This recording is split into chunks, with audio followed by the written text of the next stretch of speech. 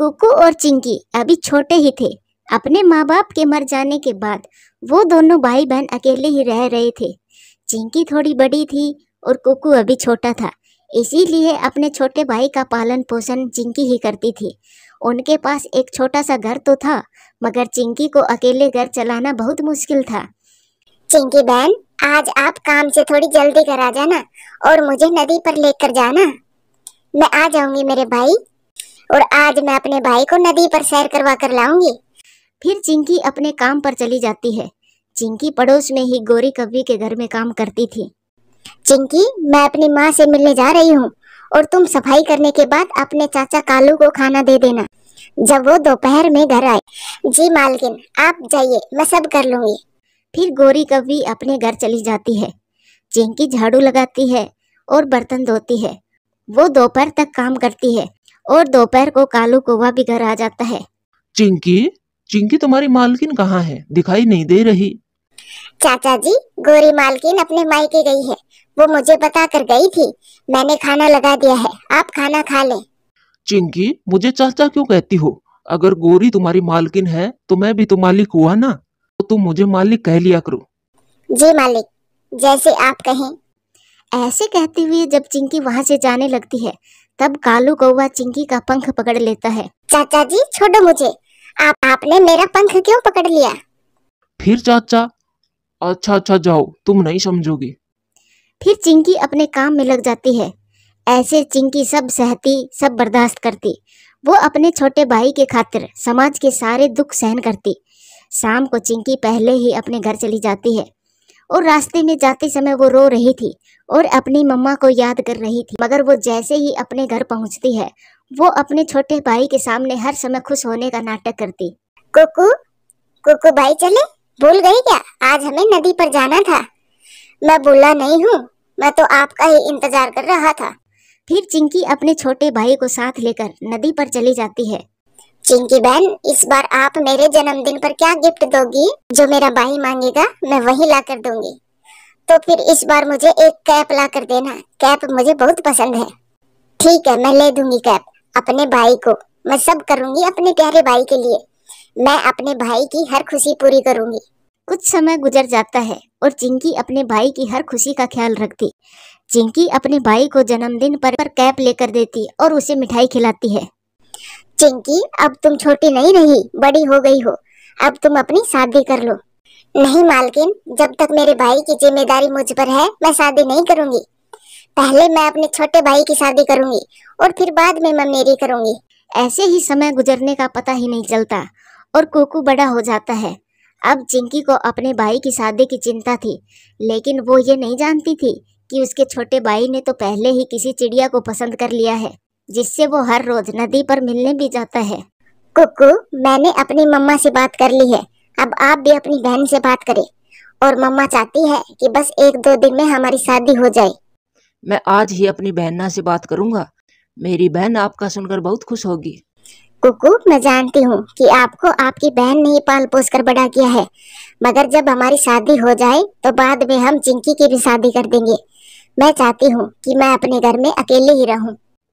चिंकी बहुत अच्छी है, जब आप उससे मिलोगी तो उससे बिछड़ने का मन ही नहीं करेगा तुम्हारा। ऐसे दोनों शाम तक बातें करते हैं। फिर रात को कुकू अपनी बहन से लाली के बारे में बात करता है। चिंकी बहन, वो सुंदर भी है और समझदार भी। आप उससे मिलकर बहुत खुश होंगी।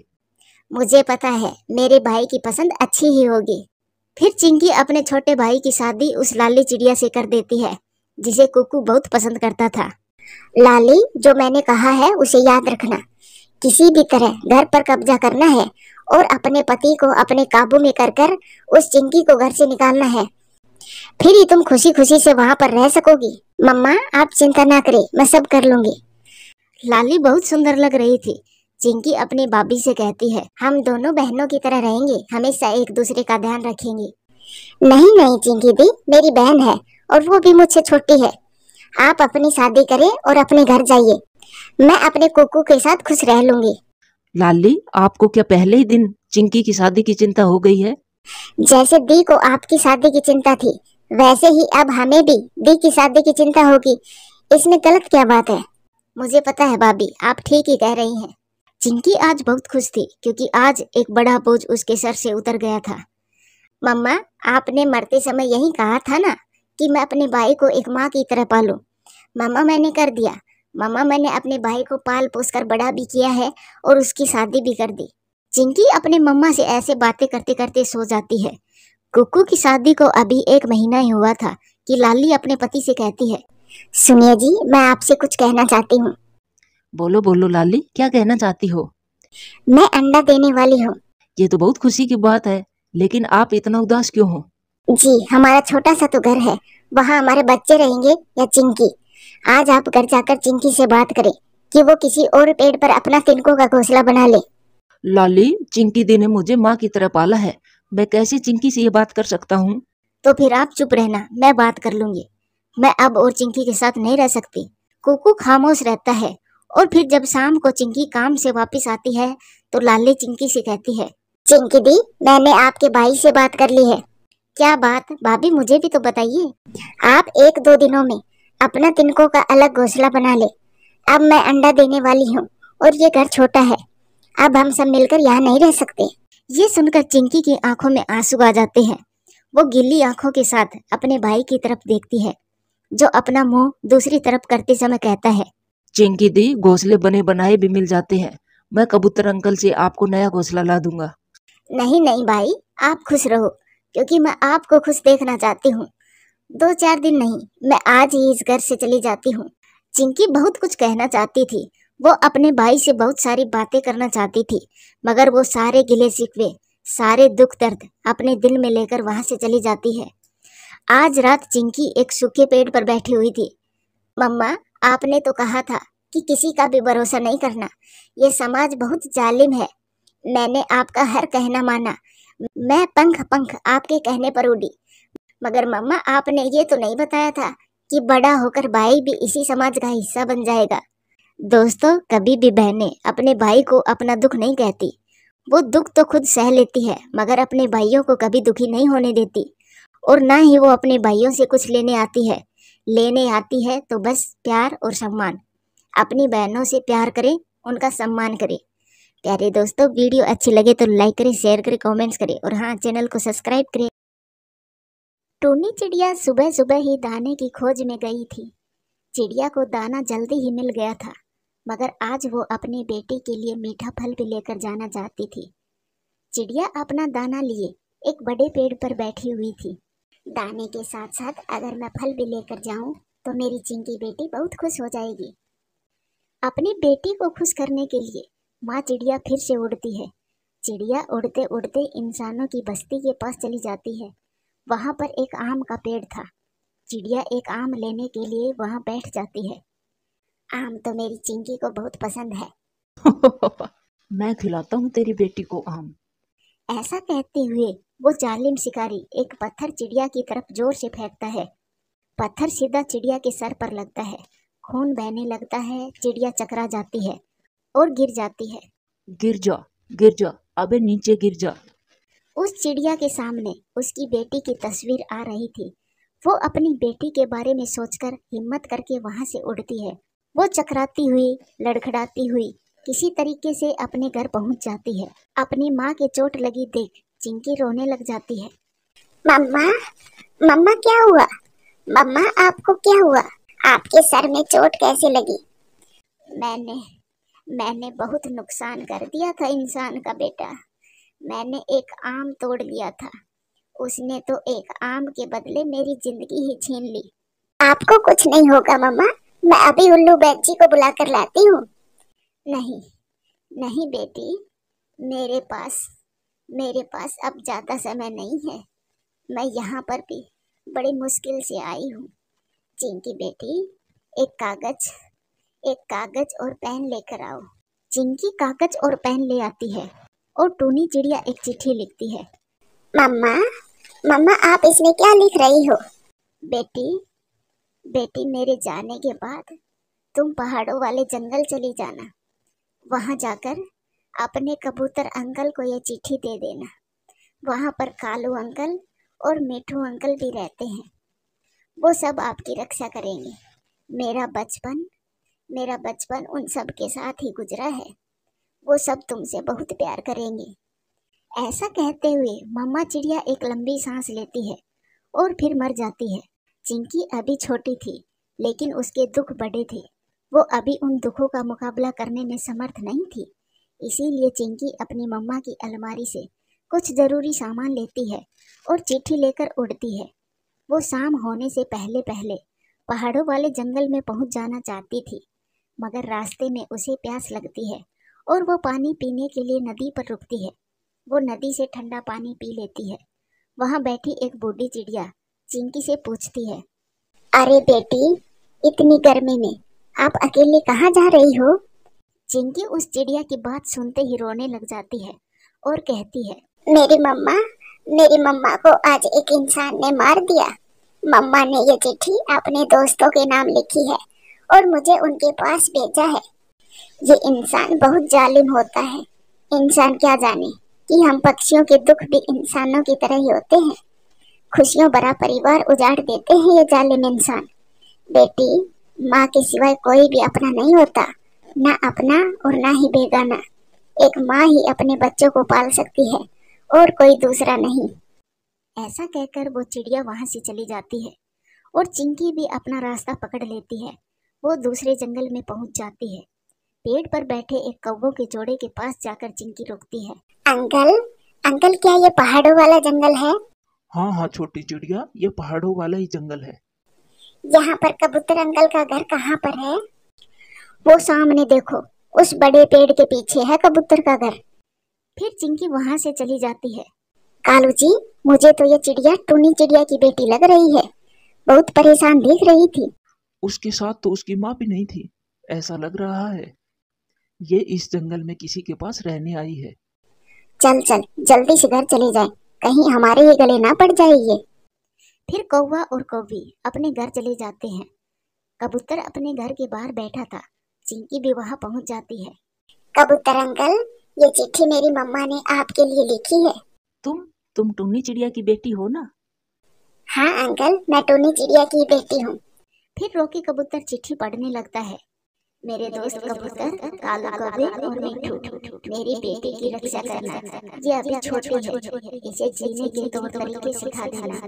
आप सबको अपना समझकर मैं आप सबके पास मेरी बेटी को भेज रही हूँ। इसकी रक्षा करना। क्या हुआ? टूनी चिड़िया को क्या हुआ था? मम्मा को जालिम इंसान ने मार दिया था। ये सुनकर कबूतर कुछ देर तो चुप रहता है और फिर चिंकी से कहता है, चिंकी बेटी, तुम्हारी चाची लूसी की तबीयत खराब है और ये देखो, ये चिट्ठी कौवे और मिठू के लिए भी है। तुम ऐसा करो, वो सामने देखो, उन कौवों के पास जाओ। और वैसे भी तुम्हारी मम्मा उन कौवों के पड़ोस में ही रहती थी। सॉरी अंकल, शायद चिट्ठी में मम्मा ने आपका नाम गलती से लिख दिया होगा। चिंकी की ये बात सुनकर कबूतर कुछ नहीं बोलता। फिर चिंकी वहां से उड़ती है और वो सीधी सामने कौवे के घर चली जाती है। अंकल कौवे, क्या आप घर में ही है? आवाज सुनकर गोरी कौवी बाहर आती है, जिसे देखकर चिंकी बहुत खुश हो जाती है। आप तो वही आंटी है ना जिससे मैंने कबूतर अंकल का घर पूछा था? तो फिर मैंने तुम्हें कबूतर के घर का पता बता तो दिया था, अब क्या हुआ? ये चिट्ठी मेरी मम्मा ने आपके लिए लिखी है। मैं तो अनपढ़ हूँ, स्कूल के दरवाजे तक ही जाती थी। एक बार तो मैंने अपने टीचर को ही मार दिया था। कालू बाहर आओ। फिर कालू कौवा बाहर आता है और वो चिट्ठी पढ़ता है। मगर इस चिट्ठी के शुरू में तो कबूतर का नाम लिखा है। छोटी चिड़िया, वैसे भी तुम्हारी मम्मा हमारी पड़ोसन जरूर थी, मगर उसकी दोस्ती कबूतर से ज्यादा थी। हाँ, वो तो दोनों साथ में भोजन लेने भी जाया करते थे। इसका मतलब मम्मा भूल गई होगी। Sorry uncle. तू तो बहुत सियानी है छोटी चिड़िया, जल्दी ही समझ जाती है। चिंकी वहां से उड़ती है। वो बहुत तेजी से उड़ती है क्योंकि रात का अंधेरा होने से पहले पहले उसे अपने घर पहुंचना था।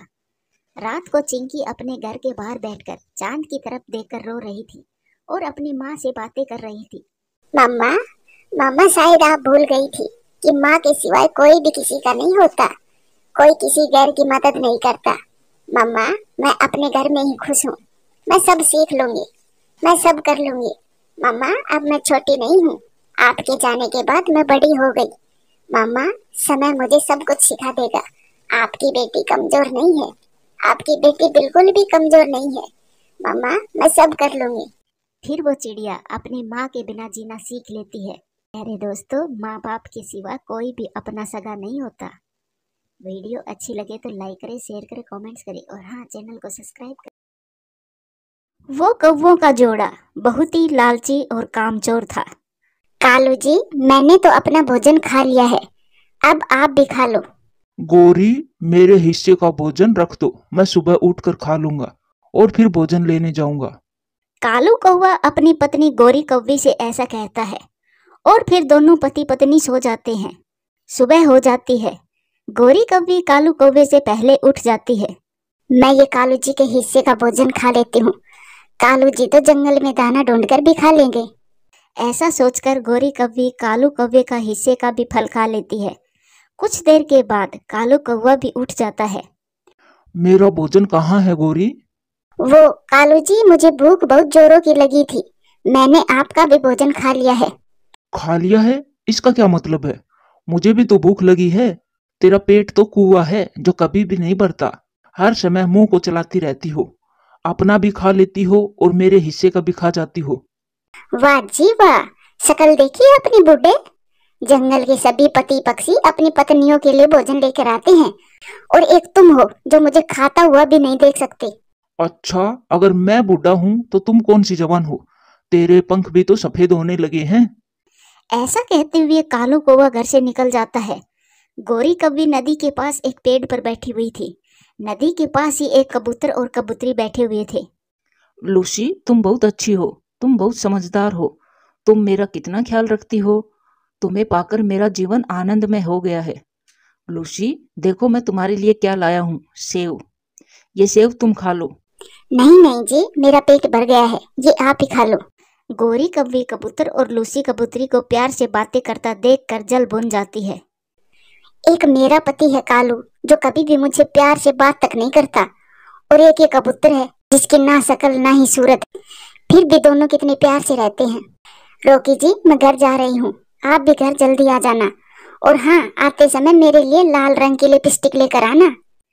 ऐसा कहकर लूसी कबूतरी वहां से चली जाती है। लूसी के जाने के बाद गोरी कौवी कबूतर के पास आ जाती है। रोकी, मेरे प्यारे भाई, तू इतना सुंदर है और तेरी ये पत्नी, इसके पैर देखे हैं कितने लंबे हैं, कितने गंदे हैं, कितनी गंदी लगती है वो। तू जवान है और वो बूढ़ी कबूतरी है। गोरी जो भी है तो वो मेरी पत्नी ना। चंपा कबूतरी मेरी सहेली है, उसके पंख एकदम सफेद रंग के हैं। अगर तुम कहो तो मैं बात करवा सकती हूँ तुम्हारी उस कबूतरी से। ऐसा कहकर गोरी कौवी वहां से चली जाती है और रोकी कबूतर ख्यालों में गुम हो जाता है। रोकी जी, मेरी लिपस्टिक लाए हो क्या? तुम्हारे खर्चे अब मैं पूरे नहीं कर सकता। तुम्हारी माँ को कहो कि वो लाए तुम्हारे लिए लिपस्टिक। वैसे भी तुम कौन सी सुंदर हो, चुड़ैल लगती हो। रोकी जी, ये अचानक से तुम्हें क्या हो गया? तुम कैसी बातें कर रहे हो? लूसी, अब मैं और तुम्हारे साथ नहीं रह सकता। तुम जाओ, अपनी माँ के पास चली जाओ। अगर मैं चली गई तो कोई दूसरी कबूतरी तुम्हारा ख्याल नहीं रखेगी। जाओ जाओ, तुम मेरी जान छोड़ो, मुझे और बर्दाश्त नहीं हो रहा। फिर गुस्से में लूसी कबूतरी अपनी माँ के घर चली जाती है। रोकी कबूतर एक अच्छा कबूतर था, लेकिन था तो एक मर्द कबूतर। वो गोरी कौवी की बातों में आ जाता है और चंपा कबूतरी के ख्याल देखने लगता है। लूसी कबूतरी को रास्ते में गोरी कौवी मिल जाती है। लूसी, इतने गुस्से में कहाँ जा रही हो? रोकी ने मुझे घर से निकाल दिया है। लूसी, आजकल रोकी किसी चंपा कबूतरी के पीछे लगा है। कल मैंने उस कबूतरी के साथ उसे बातें करते भी देखा था। मैं भी अब अपनी माँ के घर जा रही हूँ। जब तक रोकी की अकल ठिकाने नहीं आ जाती, मैं वापस नहीं आने वाली। लूसी वहां से चली जाती है। वाह रे गोरी, एक ही बार में पति और पत्नी को अलग कर दिया। बहुत सुकून मिलता है जब ऐसे पक्षियों को आपस में लड़ाई करवा देती हूँ तब। फिर अगले दिन रोकी कबूतर गोरी कौवी के घर जाता है। उधर तो कालू और गोरी का झगड़ा चल रहा था। ना मुझे दाना लाया जाता और ना ही घर के काम होते, ये सब तुम ही करोगे। तो फिर ऐसे पत्नी की मुझे जरूरत नहीं है। गोरी, गोरी, मैं तुमसे कोई बात करने आया हूँ। चुप चुप कर जा रोकी, अभी मेरा मूड खराब है। काली शकल वाली, कब तू मरेगी और कब मेरी जान छोड़ेगी? अगर मैं काली हूँ तो तू फिर कैसा है? रोकी कबूतर फिर से बोलता है। गोरी, मैं चंपा से मिलना चाहता हूँ। कौन चंपा? तेरी माँ चंपा? चल भाग यहाँ से। मैंने एक बार कहा ना कि मेरा मूड ठीक नहीं है। चल भाग यहाँ से। वही चंपा जिसकी बात तुमने कल नदी पर की थी। मैंने तो अपनी पत्नी को भी घर से निकाल दिया है। एक बार कहा ना, चल भाग यहाँ से। फिर शर्मिंदा होकर रोकी कबूतर वहां से चला जाता है। ये गोरी की बच्ची ने मेरे साथ क्या करवा दिया। मैं कैसे उनकी बातों में आ गया। मेरा हंसता खेलता घर मेरी ही पंखों से तुड़वा दिया। बुरा किया, मैंने बहुत बुरा किया लूसी के साथ। फिर रोकी कबूतर ऐसा सोचकर टुन्नी चिड़िया के पास जाता है और चिड़िया को सारी बात बताता है। चिड़िया, मैं गोरी कौवी की बातों में आ गया था। तुम किसी तरह मेरी लूसी वापस ला दो। उस काली कौवी ने मेरी और लूसी की लड़ाई करवा दी। रोकी, तुम्हें गोरी कौवी की बातों में नहीं आना चाहिए था। तुम गोरी को जानते नहीं हो क्या? अब चलो मेरे साथ, मैं जाकर बात करती हूँ लूसी के साथ। फिर चिड़िया और रोकी उड़ते हैं। रास्ते में रोकी अपनी पत्नी के लिए लिपस्टिक लेता है और मिठाई भी लेता है। तुम यहाँ क्या करने आए हो? जाओ, तुम चंपा कबूतरी के पास ही जाओ। मुझे गोरी कौवी ने सब सच बता दिया है। लूसी बहन, शांत हो जाओ। ये सारा किया धरा तो उस गोरी कौवी का ही है। उसने तुम दोनों में लड़ाई करवाने के लिए रोकी से झूठ बोला और तुमसे भी झूठ बोला। तेरी कसम लूसी, मैं किसी भी चंपा कबूतरी को नहीं जानता। गोरी ने हमारी लड़ाई करवाने के लिए ये सारी कहानी बनाई है। ये लो, मैं आपके लिए लिपस्टिक भी लेकर आया हूँ। फिर लूसी कबूतरी मान जाती है और रोकी के साथ चली जाती है। मैंने तो गुस्से में रोकी को यहाँ से भगा दिया है, कहीं वो लूसी को वापस ना ले आए। अभी तो मैंने बहुत कुछ करवाना है उस रोकी से। मैं अभी रोकी के पास जाती हूँ। फिर गोरी कौवी उड़ती है और वो रोकी के घर जाती है। वो दरवाजे पर दस्तक देती है। रोकी कबूतर दरवाजा खोलता है। तुम यहाँ क्यों आई हो? मेरे प्यारे भाई, मैं गुस्से में थी, इसीलिए तुम्हें डांट दिया। चलो, मैं तुम्हें चंपा से मिलवाती हूँ। तुम रुको, मैं अभी आता हूँ। ऐसा कहकर रोकी कबूतर घर के अंदर चला जाता है। लूसी, गोरी आई है। उसे उसके किए की सजा देने का वक्त आ गया है। फिर रोकी और लूसी डंडा उठा लेते हैं और घर के बाहर आते हैं। कबूतर, तुम दोनों क्या करने वाले हो? मैं तुझे तेरे किए की सजा देने वाला हूँ। फिर गोरी कौवी आगे आगे और रोकी और लूसी पीछे पीछे। ऐसे कबूतर और कबूतरी गोरी को पूरे जंगल की सैर करवाते हैं और उसे पकड़कर उसकी खूब पिटाई करते हैं। ऐसे गोरी कौवी को किए की सजा मिलती है। प्यारे दोस्तों, वीडियो अच्छी लगी तो लाइक करें, शेयर करें, कमेंट्स करें और हाँ, चैनल को सब्सक्राइब करें। आपका धन्यवाद।